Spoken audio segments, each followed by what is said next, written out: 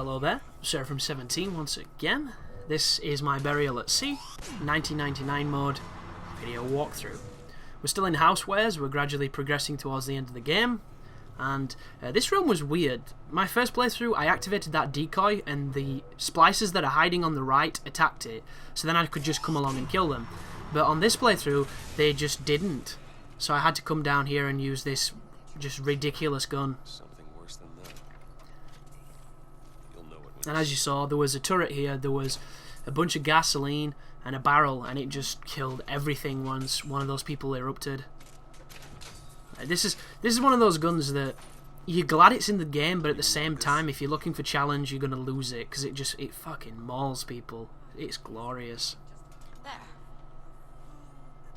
But I believe there's a good piece of gear in this room, and there's only one splicer guarding it, and it's this deluded lady who's... Is she painting? I can't remember. I think she's just talking to herself and dancing. Yeah, she's crazy. But now she doesn't have a face, so that's all good. No idea what I'm looking at there. But interesting stuff. There's a lot of cool aesthetics to this game. I really like the you know, the 40s, the 50s kind of motifs that the Bioshock's always done so well. That's just plain weird. It's got like toilet cleaning gloves on that.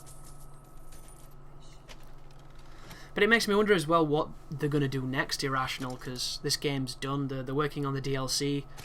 I think there was a lot of layoffs. So there's always that notion that, you know, maybe the next game's going to be a struggle to try and get stuff done. Like Rod Ferguson joined, and then did he head up his own company or do something else? Like, what the fuck was Rod even doing, man? Oh, this here as well, guys. This is one of the voxophones I actually missed. So if you're wondering why I'm playing it and I didn't play any of the other ones, it's because I hadn't heard it. Random magnum on the floor. Go on, Chris, stop standing around, get on with it. It's one of the problems with the games, though. If you want to listen to a voxophone, you pretty much have to stand still sometimes. Because if you move into an area where Elizabeth starts talking, it will mute the fucking voxophone, which is so annoying. Like, there's a lot of situations where it decides what audio is important, and it often always picks the wrong one. But that is a criticism that's been in pretty much every Bioshock, so it's difficult to really be harsh with this one, even though, you know, it's the 4th iteration of Bioshock.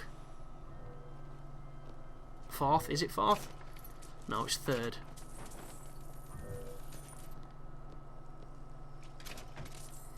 But there's another one of the things that we've got to close directly behind me.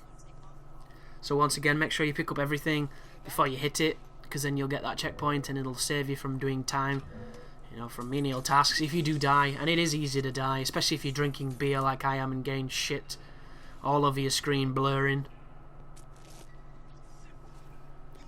But this is another room where you can exploit the interesting door mechanic. There are 2 doors that leads into this room. This room is stacked with a ton of dudes. There's a couple of the Old Man Winter Freezy guys. There's a turret upstairs. There's a whole host of stuff to kill. But with this gun we're using, I don't even know why I'm being so tentative, because I can just rush in there and kill everything. It's really that powerful. You feel like a Ghostbuster when you're using it.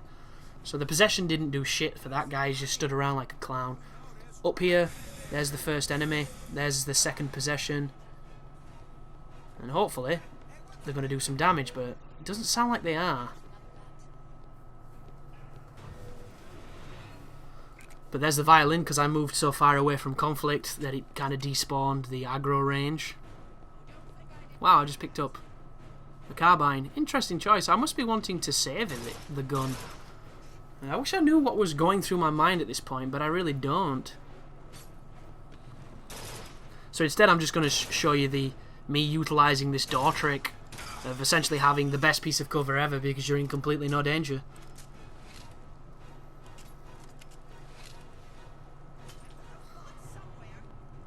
But just find your target, then step forward towards the door and shoot your target. There is your Old Man Winter guy. There's a lady doing some serious damage before being turned into soup. Just wait for that shield to come back. Shield starts coming back and then you can bob that out. Like, look at him. He can't do anything. He doesn't know what to do. That's the problem. Like, he's got no move here that he can do that's going to win this for him, because we just have this massive advantage of a door. Like, you just wouldn't think doors would be so powerful, but apparently they are.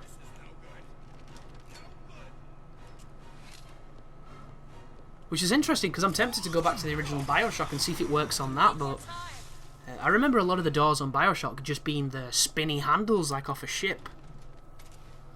And I already had a strategy on the original Bioshock which was ridiculously powerful, and it involved the chameleon tonic, which if you stood still for a couple seconds you went invisible.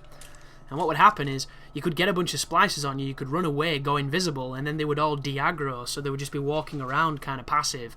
And I was a big fan of the crossbow on that game because it was a one-shot, one-kill headshot weapon.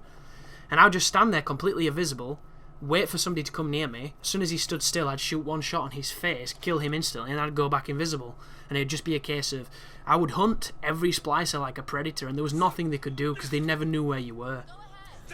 Like, you tripped a camera, you had all the turret bots chasing after you, run away, go invisible, they didn't have a clue. It was a complete immunity. It was so ridiculously powerful.